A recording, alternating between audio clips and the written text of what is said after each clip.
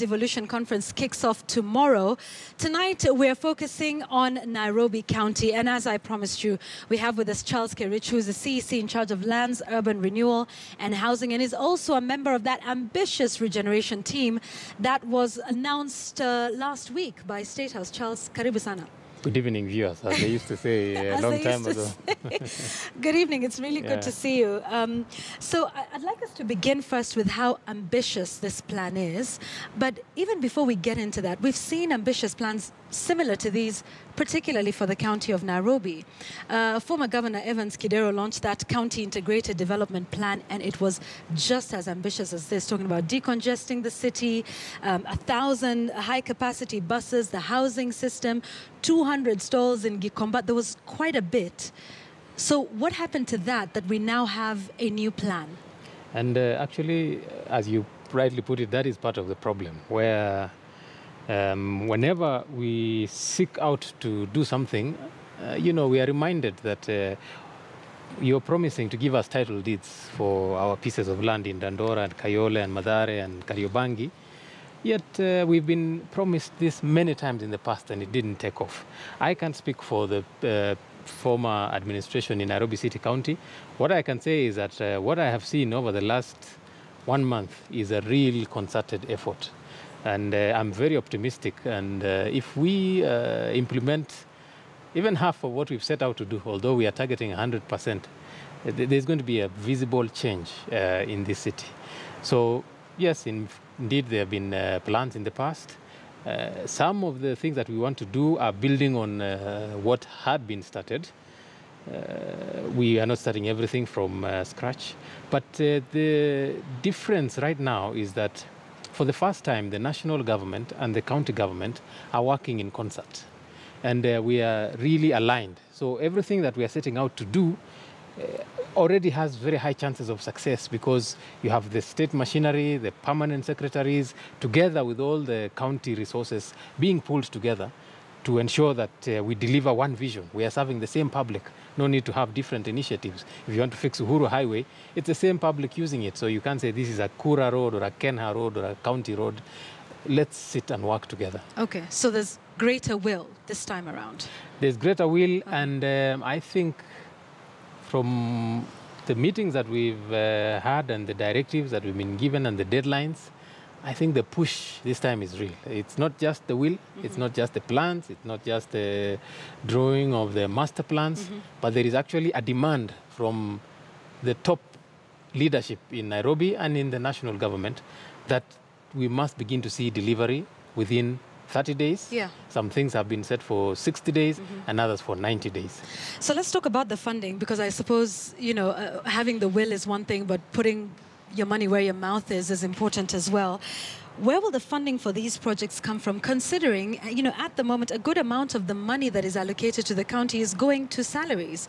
I mean, if you take a look at the Controller of Budget report, talked about just 33% of the amount of money in the budget spent on development, with 13.4 billion spent on salaries. So where is the money coming for this very ambitious project with some very ambitious timelines? Well, first of all, actually 33% on development is not bad at all. That is even our target, that we want to spend no less than 33% on development. However, there are some projects that we are seeking to undertake that we really do not need to raise the money ourselves.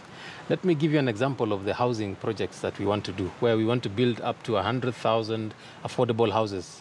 We've identified 7 estates outside Eastlands, and now about 15 estates inside Eastlands. We own the land as a county. If we make the land available, there are many people who are willing to come and invest their capital and put up multi-story units that are affordable, but at the same time have the basic amenities. So the plan is that we make the land available, we get investors to come, they put up their houses, we give first priority ownership to the people who are in that area, after which we decide that the developer takes this number of units, the county takes this number of units, and because the county then is a player, the residents get a chance to pay for this houses over a long period. So you can have what is called a tenant purchase scheme, Right. where the equivalent of your rent is actually going towards making you a homeowner. So look at that situation where we can get 100,000 affordable houses. And when we are talking about affordable, we mean houses that somebody earning 30,000 shillings has a chance of owning. But even that urban renewal, plan and project hit quite a few bumps in the previous administration. Groundbreaking should have began way before 2017. I mean, there's issues, for example, which we covered, I think, during the election, even with residents of Nyungara Estate, for example. The residents are still not on board with that plan. There are still meetings that are going on with the county government, and there's still quite a bit of resistance. So considering that this 296-page plan of the previous administration said all this housing would have began by now, and now we're saying the exact same thing and that it is affordable, there's a lot of fear amongst those residents that in fact it will not be affordable for them and that there is no alternative plan for where they will go to stay. And that fear is really unfounded. We have had several meetings with them. Just this very day, we had meetings with the residents of Pangani. And we are trying to assure them that, look, you see, look at the case of Pangani, for example. We have residents living in county houses paying rent of 10,000 shillings. We have offered to move them from those houses and find them alternative accommodation for the construction period. To pay their rent, we are offering them 40,000 shillings per month, and yet they were paying the county 10,000 shillings. And when they do come back, if you have a 20-story building and you say that the top floor is reserved for the people who are living there, look, there's no loss to them. Another example is Ziwani. You find somebody interested in saying, look, I'm not going to, this Ziwani can be cut into zones. We will build one zone, and then all the residents can move into that zone. We will give you houses. Because if you develop that number of units, as a private developer, you can make real profit. Even if you make the houses available to the residents at minimum charge, you will still make a good profit. I'd like us to, because we're running out of time, I'd like us to talk also about the issue of sorting out transport within the city. And the BRT has been criticized. First of all, it is on the extreme right. And that's saying simply marking a lane does not necessarily sort out the issues that we've got with traffic in the city of Nairobi. The BRT is not an ad hoc decision. It's part of a well-thought-out plan, master plan that has been done over the years. BRTs in many countries are on the right. It's because in the middle of the dual carriageway, there's supposed to be a station where people actually alight, then either take a footbridge to the other side. But that is not the case with Thika Road now. What do you think is going to happen in Thika Road? You tell me. We've just begun. The first thing we've done is to mark the road. The second thing is to bring the high-capacity buses that carry up about more than 100 people, about 120 people. So this is just the beginning. And we'd really plead for people to be patient because, this is not an ad hoc thing. It's really well thought out. And the traffic menace in Nairobi cannot be fixed with bandages. You really need things to move.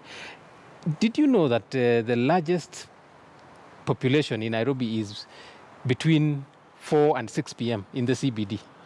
There are people who pour into the CBD from Upper Hill and Community and so on, all coming to take the same transport at 5:30 because they left the offices at 5. That is something that can be fixed by, just a number of initiatives. Why should everybody leave the office at 5, for example? So that's the kind of conversation we're having. And if we could convince Kenya Railway to increase the number of coaches that come to the CBD. Again, all these matatus flowing into the city do not have to be. The plan is there. And so, and then you're sending 300 matatu, boda operators and hawkers to Rwanda for benchmarking. Why are you sending them and not the people that would actually implement whatever would come out of that process? It's been met with heavy criticism. Again, this could be considered public participation.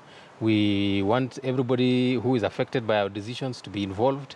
Unfortunately, whenever we want to make a decision about removing borders from the CBD, some leaders rush to court to try and thwart that. You try and remove the hawkers, you get the same people going to court. But Rwanda does have an orderly border infrastructure.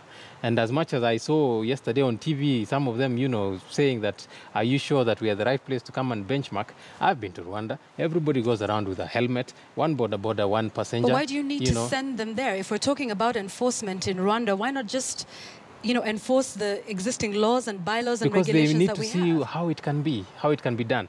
And look, this is not at any cost to the county or anybody, but if, you have somewhere that is doing something right, we will even do benchmarking in So it's not at any cost to the county? Who's paying for it?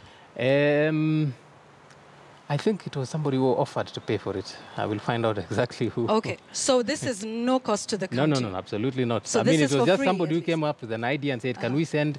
Actually, it was a former mayor called Kerich who came up with the idea. Can we send 5 border people? And everybody thought, wow, this is a good idea. And he's the one paying for it? No, he's not paying for it. He came up with the idea, Okay. but he's found somebody else to pay for it. I have a minute. Yes. Protests have been planned for tomorrow and the day after by hawkers claiming they have been evicted forcefully from the streets of Nairobi. They have asked all residents of Nairobi County to stay away from the CBD with their vehicles. The hawking menace will be resolved. However, there is a plan. We want to give the informal traders an opportunity, some specific days where they can come to the city, set up their tents and sell their wares.